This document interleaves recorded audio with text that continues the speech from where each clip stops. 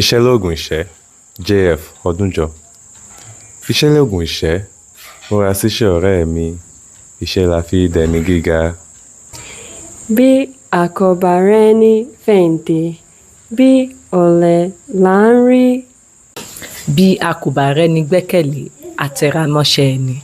Ìyá rẹ lè lówó lọ́wọ́, bàbá rẹ lè lẹ́ṣin lẹ́kan. Bí o bá gbójúlé wọn, ó tẹ́ tán ni mo sọ fún ọ.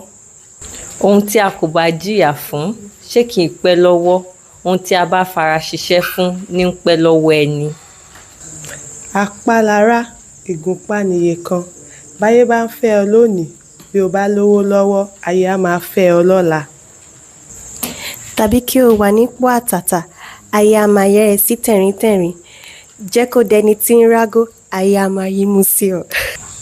Ẹ̀kọ́ sì ń sọ ní dọ̀gá, múra kó kọ́ ọ dáradára.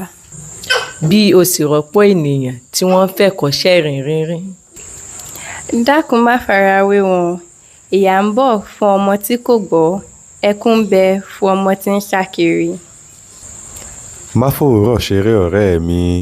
Múra síṣẹ́ ọjọ́ ń lọ.